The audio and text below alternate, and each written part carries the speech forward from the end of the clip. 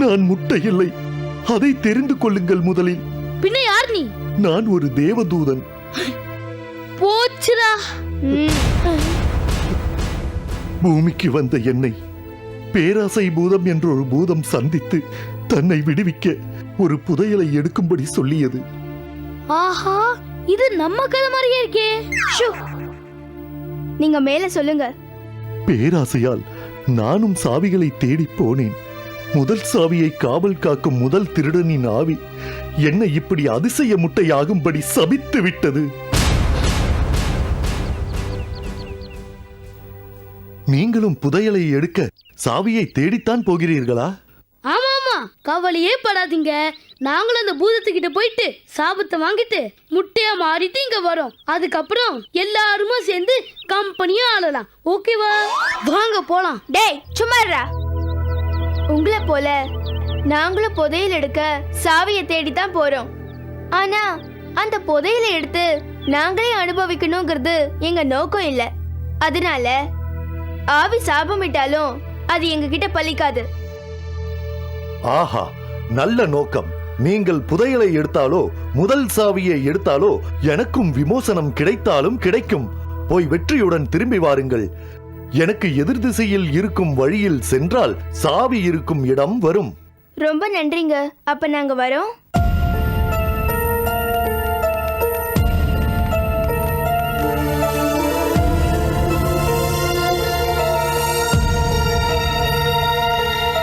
ஐயோ பாவம், இந்த குழந்தைகளை ஆண்டவன் தான் காப்பாற்ற வேண்டும்.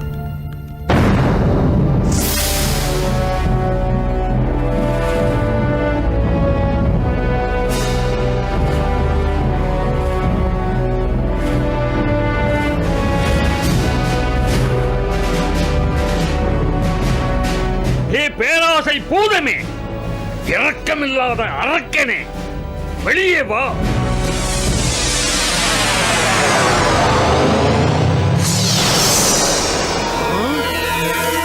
யார் இரக்கமில்லாத அரக்கன்? பல காலமாக என்னை இந்த பெட்டியில் அடைத்து வைத்திருக்கும் நீயா, இல்லை அடைபட்டு இருக்கும் நானா? நீ என்னமோ எந்த தவறுமே செய்யாத நல்லவன் போல் பேசுகிறாய். என் மகன்களுக்கு பேராசையை உண்டாக்கி அவர்களே ஒருவருக்கு ஒருவர் அடித்துக் கொண்டு சாகும்படி செய்து விட்டாய். இன்னும் அவர்களை ஆவியாக அலைய வைத்திருக்கிறாய். நீ செய்த இந்த சதிக்கு என் வயிற்றெரிச்சல் தீரும் வரை நீ இந்த பெட்டியிலே தான் அடைப்பட்டு கிடக்க வேண்டும். இன்னும் எத்தனை ஆண்டுகளானாலும் சரி, இந்த புதையல் வேறு யாரு கைக்கும் கிடைக்க நான் விடமாட்டேன்.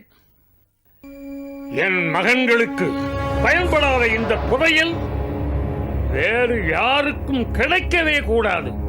மற்றவர்கள் சொத்தை கொள்ளையடித்து சேர்த்தவனே, பொருளை இழந்தவர்கள் விட்ட சாபமே, நான் உன் மகன்களை ஆட்கொண்டதும் அவர்களை அழித்ததும் நம் கணக்கு முடிந்து போன விஷயம். உன் கொக்கரிப்புப்படி நான் காலாகாலத்திற்கு இதனுள்ளேயே அடைபட்டு இருப்பேன் என்று கனவு மட்டும் காணாதே.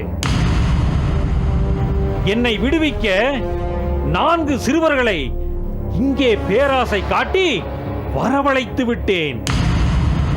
இப்போது அவர்கள் சாவியை தேடி போயிருக்கிறார்கள். அவர்கள் சாவியுடன் வந்து என்னை விடுவித்ததும் என் நியதிப்படி அவர்களையும் நான் கொன்று விடுவேன்.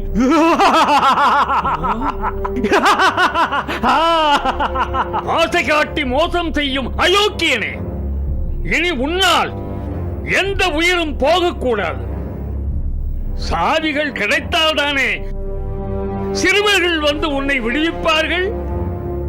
நான் அவர்களுக்கு சாவியே கிடைக்காமல் செய்து விடுகிறேன். வருகிறேன்.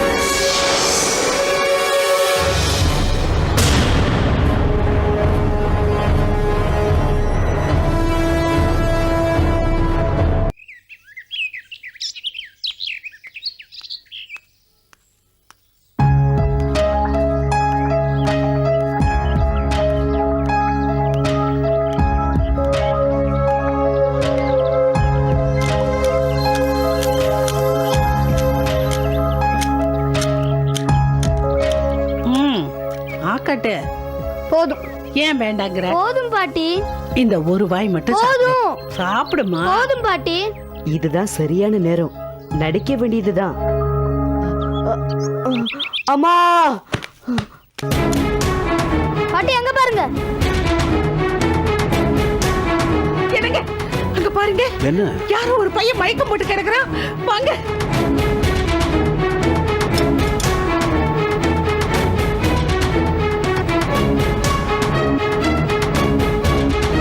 தம்பி, ஏய், இந்தாப்பா, போய் கொஞ்சம் தண்ணி கொண்டா போ.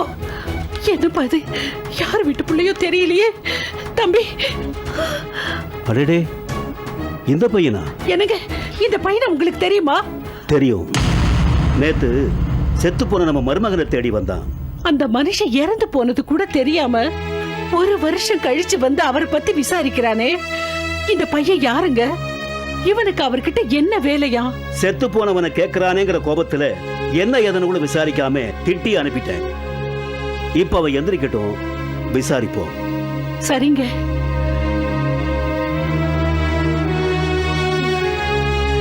கொண்டா கொண்டா, கொஞ்சம் ஊத்து.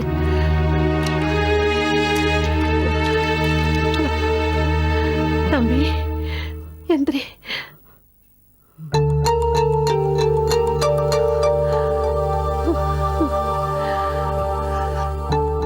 ஐயா,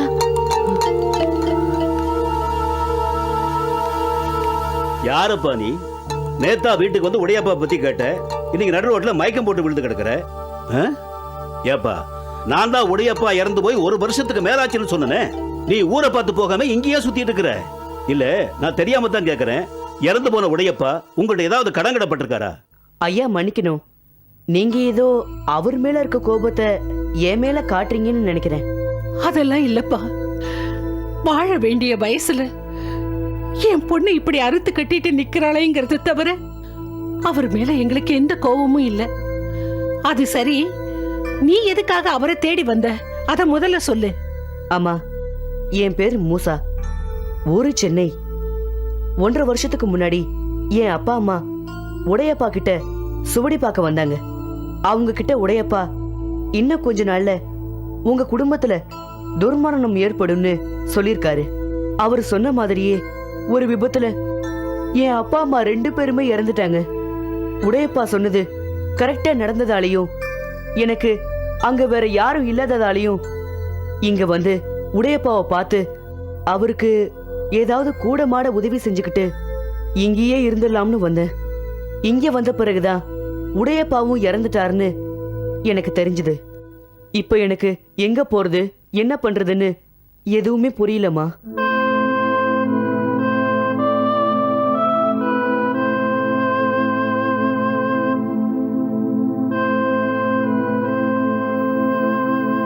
தம்பி, உன் கதையை கேட்க ரொம்ப பரிதாபமா இருக்குப்பா. அந்த ஆண்டவன் உன்னை இப்படியா சோதிக்கணும்? நீங்க ஏமா என் மேல பரிதாபப்படுறீங்க? நான் பண்ணின பூர்வ ஜென்ம புண்ணியம் அப்படி. சரி சரி, வீட்டுக்குள்ள வா. வந்து சாப்பிட்டு நான் கொஞ்சம் பணம் தர்றேன். சென்னைக்கு போய் ஒரு வேலையை தேடிக்க. ஐயா, எனக்கு பணம்லாம் ஒண்ணு வேணாம் ஐயா. ஆ? நான் சென்னைக்கு போக விரும்பல. இங்க நீங்களே ஏதாவது வேலை போட்டு கொடுங்க. நான் இங்கேயே தங்கிக்கிறேன். எனக்கு சம்பளம்லாம் ஒண்ணு வேணாம் ஐயா. 3 வேளை சாப்பாடு மட்டும் போட்டா போதும். என்னம்மா? சரி தம்பி, வா. ரொம்ப உள்ள வா. நன்றியா. வாப்பா. வாப்பா வா வா. சந்தோஷமா வா.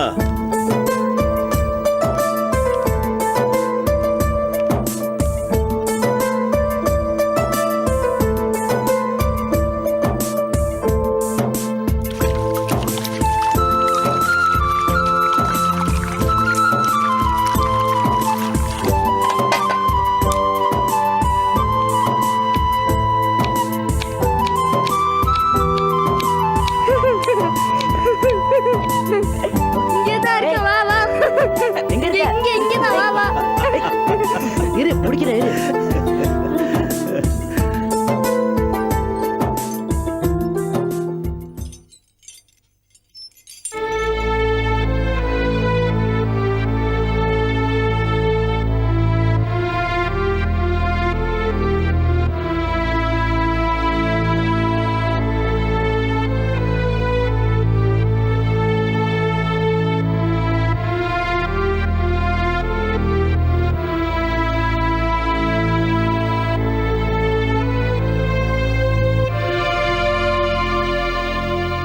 என்ன மூசா பாக்குற? அம்மா, நான் இங்க வந்து 4 நாள் ஆச்சு. ஆனா இவங்களை இப்பதான் பாக்குறேன். இவங்க 4 நாளைக்கு முன்னாடியே நீ பார்த்திருந்தாலும் இவ இப்படியே தான் அழுதுகிட்டு இருந்திருப்பா. இவ அழ ஆரம்பிச்சு 1 வருஷம் ஆச்சுப்பா. நீ பார்க்க வந்த உடையப்பாவோட சம்சாரம் இவதான், என் ஒரே பொண்ணு வடிவு. என்னத்த சொல்ல, இவ விதி இப்படி ஆயி போச்சு. மூசா, அவளை நீ எதுவும் தொந்தரவு பண்ணாத, அவகிட்ட எதுவும் பேசாத. ம்.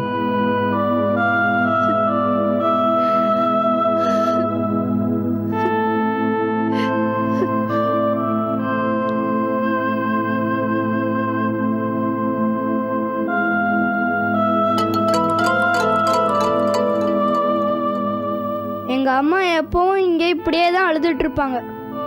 வா மூசா, விளையாட போலாம். சரி, அங்க இருக்கிற சட்டியில என்ன இருக்கு? எங்க அப்பாவோட அஸ்தி.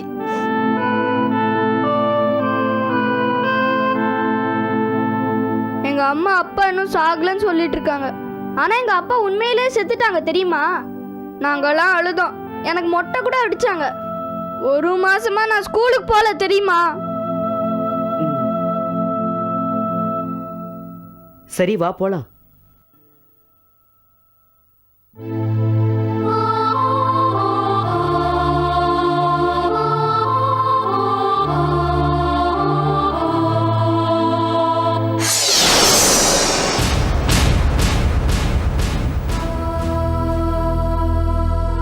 உடையப்பா செத்துட்டான்னு பரிபூர்ணமா தெரிஞ்ச பிறகும் மூசா கனக சபை வீட்டுல வேலைக்கு சேர்ந்தான். இப்போ உடையப்பாவோட அஸ்திய பார்த்த பிறகும் மூசா இன்னும் அங்கே இருக்கான்னா இதுல ஏதோ நெருடலா இருக்கு குருவே. உனக்கே நெருடலா இருக்கும்போது எனக்கு இருக்காதாடா மங்கி? அந்த தரடி கெட்ட மூசாவே அவ்வளவு லேசா நம்பிட முடியாது. முதலாவது சுவடியிலும் 2வது சுவடியிலும் எனக்கு ஏற்பட்ட தோல்வி 3வது சுவடியில் ஏற்படக்கூடாது. இந்த சுவடியில நாம தோக்கிறதுக்கு 100% வாய்ப்பே இல்ல குருவே. ஆனா அந்த மூசா இன்னும் ஏன் அந்த வீட்ல இருந்து கிளம்பல? இந்த கேள்வி மட்டும்தான் உதைக்குது. முட்டாள், கேட்ட கேள்வியவே திரும்ப திரும்ப கேட்கறதுனால பதில் கிடைக்காது. பதில நீ யோசி, நானும் யோசிக்கிறேன். நீ போ. சரி குருவே.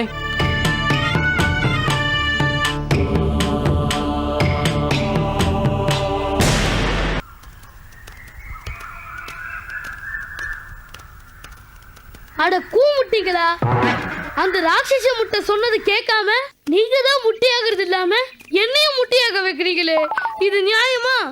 ஏன்டா இப்படி காத்து கத்த கத்திட்டு வர? அடி அறிவு கொழுந்தே, காட்டுக்குள்ள காட்டுக்கத்தல் தான் கத்த முடியும். நீ எப்படி கத்தினாலும் சரி, நாங்க முன் வச்ச கால பின் வைக்கிறதா இல்ல. எத்தனையோ கஷ்டங்களை தாண்டி வந்தாச்சு.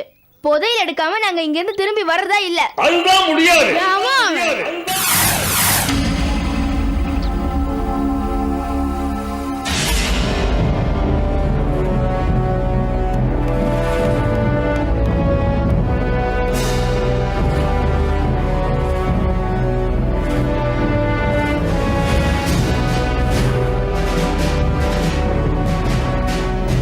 உங்களை புதையலை எடுக்க நான் விட மாட்டேன். ஒழுங்கா திரும்பி ஊரை பார்க்க போங்க. ஏய், எங்களை தடுக்க நீ யாரு? நான் யாரா? என் 5 மகன்களையும் பேராசை பூதம் பேராசையை ஊட்டி கொன்று விட்டது. அதனால் கோபமுற்று பேராசை பூதத்தை இந்த பெட்டியில் வைத்து பூட்டியதே நான் தான். பூட்டிய சாவிகளை என் மகன்களுடைய ஆவிகள் தான் பாதுகாக்கின்றன. உங்களுக்கும் பேராசையை ஊட்டி சாவிகளை தேடச் சொல்லி அனுப்பிய பூதம் நீங்கள் சாவிகளை கொண்டு சென்றதும் உங்களையும் கொல்லாமல் விடாது. முயற்சியை கைவிட்டு மரியாதையாக திரும்பி போய்விடுங்கள். எங்கள் நோக்கம் உன்னதமானது. பேராசை பூதத்தால எங்களை ஒண்ணு பண்ண முடியாது. வழிய விடு. விடமாட்டேன், உங்களை போக விடமாட்டேன். கொல்பா.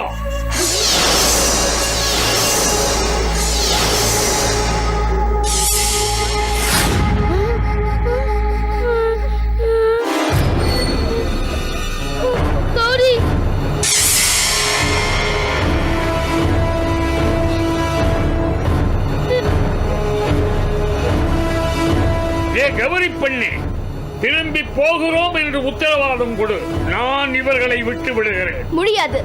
சாவியை கண்டுபிடிச்சு புதையில எடுக்காம நாங்க இங்கிருந்து போக மாட்டோம். கௌதம், சந்தியா, பாலுவை எப்படி மீட்கிறதுன்னு எனக்கு தெரியும். உன்னால் முடிந்தால் மீட்டுக்கொள்.